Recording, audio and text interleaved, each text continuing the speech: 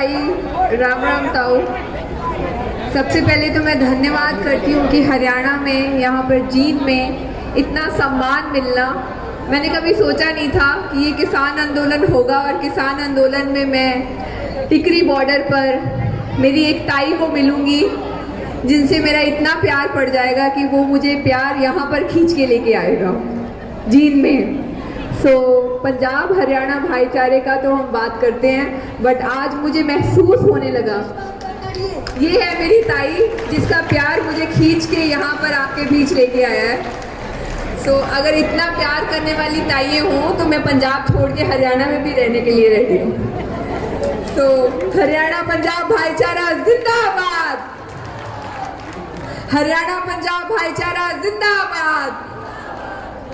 मेरे लिए मेरे पास इस टाइम पर ज़्यादा शब्द तो नहीं है, बस मैं यही कहना चाहूँगी मेरी बहनों को कि मैं चाहे वो विमेंस डे हो, स्त्री का दिवस हो, चाहे टिकरी बॉर्डर पर मैं हरियाणा का जो योगदान देखती हूँ औरतों का, सल्यूट है आप सब लोगों को, क्योंकि आप घर छोड़कर 26 तारीख को भी आपकी ट्रॉलियाँ भर भर कर वहाँ पर आ रही थी, जिस तरह से आपने सपोर्ट दिया था बॉर्डर के ऊपर। बस मेरी नौजवान पीढ़ी को ये रिक्वेस्ट है कि अगर आपके सामने ये सोनिया मान स्टेज के ऊपर माइक पर बोल रही है तो मैं चाहती हूँ कि मेरी बहनें नौजवान पीढ़ी से भी वहाँ पर आ सकती हैं, क्योंकि मेरे बुज़ुर्ग, मेरे काका और मेरी ताई, इन्होंने अपनी जिम्मेवारियाँ बहुत निभाई हैं, बट अभी हमारा ये टाइम है कि हम उनकी जिम्मेवारियां निभाएं, हम उनकी सेवा करें। 80 साल की बुजुर्ग औरतें वहाँ पर धरने पर होती हैं, तो हमारा फ़र्ज़ बनता है कि हम उनकी सेवा करें।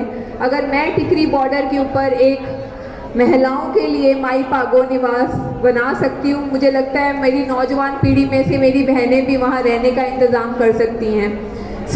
हमें बढ़ चढ़कर ये बॉर्डर के ऊपर मेरी बहनों को आना चाहिए।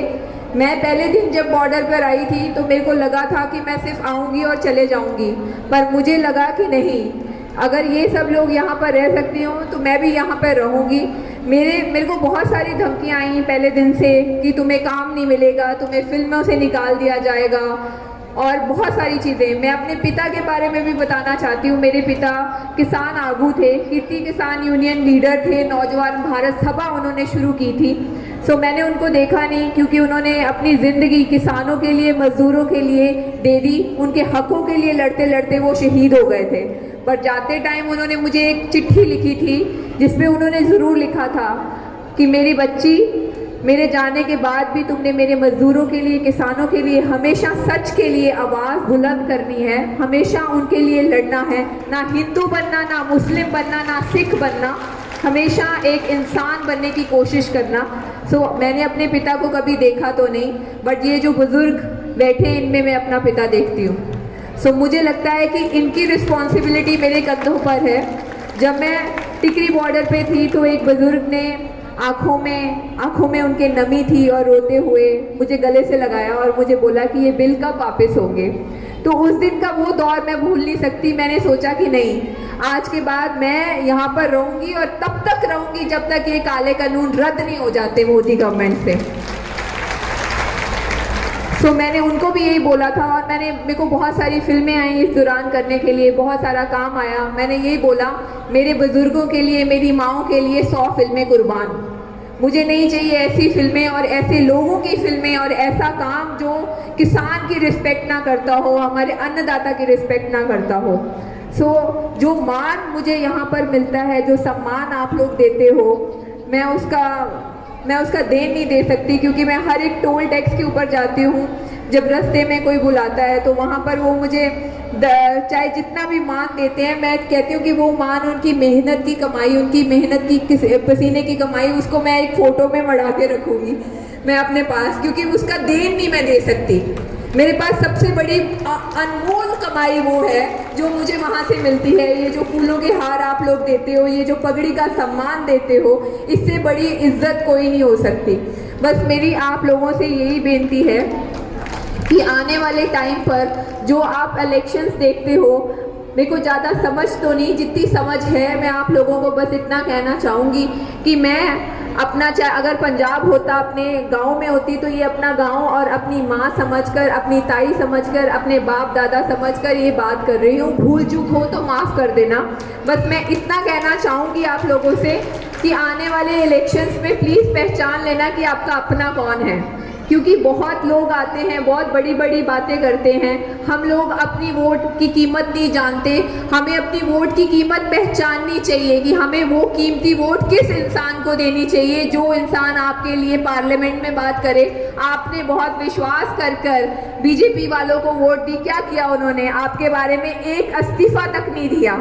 अगर आज हरियाणा में इस्तीफा दिया होता आपके डिप्टी सीएम ने तो सरकार गिर चुकी होती, तो आप सड़कों के ऊपर ना बैठे होते वहां पर। तो आपको ये जानना चाहिए, पहचानना चाहिए कि आप लोगों के बीच में कौन से ऐसे लोग आते हैं जो सिर्फ वायदे करके जाते हैं, झूठे वायदे करके जाते हैं, वोटों के सर पर आते हैं। आपको वो पहचानने की जरूरत है। आपको अपनी एक वोट की कीमत जानने की जरूरत है और आपको उन लोगों को पहचानने की जरूरत है जो लोग आपके लिए इस्तीफा देते हैं। ऑल ओवर इंडिया में से जिन लोगों ने किसानी हक में आपके लिए इस्तीफा दिया है, आपको उन लोगों की पहचानने की जरूरत है। आप सोचिए, कोई भी इंसान अपने सरपंच की पदवी से भी इस्तीफा देने से डरता है, कोई अपने काम से इस्तीफा देने से भी डरता है। सो आप लोगों को वो पहचानने की जरूरत है। आने वाले इलेक्शंस में आपके सरपंचों को भी पहचानने की जरूरत है, मेरी बहनों को पहचानने की जरूरत है, मेरी माओ को पहचानने की जरूरत है कि उन लोगों को आपको अपने गांव में एंटर करने नहीं देना चाहिए। जैसे मेरे को लगता है मेरी बहन ने पहले बोला कि एक डंडा लेना चाहिए और डंडे को तेल लगा के रखना चाहिए और दिखाना चाहिए कि हमारे गांव में घुस के दिखाओ, क्योंकि वो लोग, उन्होंने आपके साथ विश्वासघात किया है। अगर आपने उनके ऊपर विश्वास किया, आपने उन लोगों को वोट दी, मैं सबसे पहले तो ये बता देना चाहती हूँ, ये जितने भी एमपी होते हैं, जितने एमएलए होते हैं, ये पब्लिक सर्वेंट होते हैं। ये आप लोगों के सर्वेंट हैं। इनको गवर्नमेंट पे करती है आप लोगों की सेवा करने के लिए।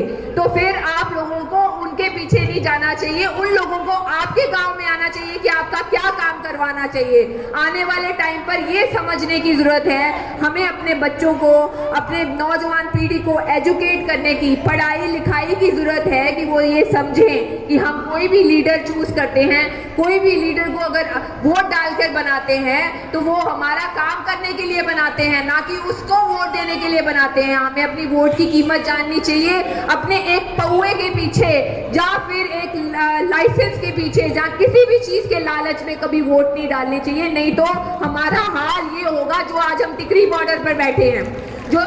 जो गूंगी बहरी सरकार, हमारे 250 से ऊपर किसान शहीद हो गए हैं जिनको कोई फर्क नहीं पड़ता।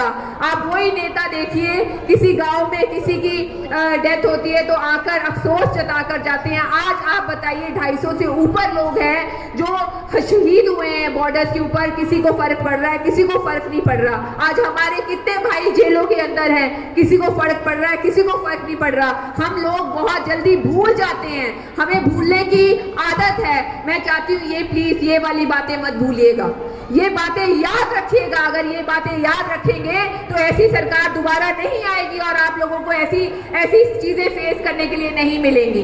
ऐसा सब कुछ आपको एक निडर तरीके से आपका फैसला लेना पड़ेगा, एकजुट होकर आपका फैसला लेना पड़ेगा।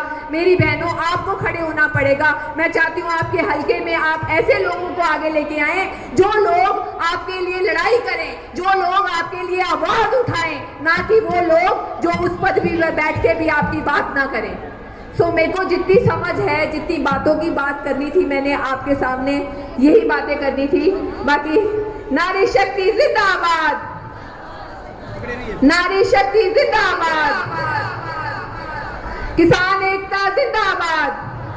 आपके नारे सुनाई नहीं दे रहे मुझे, आपके नारे सुनाई देने चाहिए। जिस तरह से मेरी आवाज गूंजती है ना, ये हॉल गूंजना चाहिए, तभी तो फर्क पड़ेगा, तभी तो मोदी गवर्नमेंट को पता चलेगा कि हाँ। मैं महिलाओं को यही बोलना चाहती हूँ, प्लीज आप उठ के मत जाइए। अभी हम आपके पास आए हैं, देखिए हम टिकरी बॉर्डर से और बहादुरगढ़ से कहाँ से दूर दूर से आपके पास बात रखने के लिए आए हैं। तो आपको इतना सम्मान रखना चाहिए कि आप यहाँ से उठ के ना जाइए, अभी यहाँ पर बैठे रहिए। अभी प्रोग्राम चालू है और मेरी बहनों ने जो कुछ बात रखनी है आपके सामने, आपको उनकी बात सुननी चाहिए। सो बाकी मैं धन्यवाद करती हूँ। जींद का कंडेला का आपने मुझे इतना मान सम्मान दिया। और मैं एक और बात बोलना चाहूँगी, आपकी जीत ने बहुत बड़े नेता दिए हैं हरियाणा को, तो इस बात सोच समझकर उसी इंसान को वोट डालना जो आपके हक की बात कर सके ऊपर तक।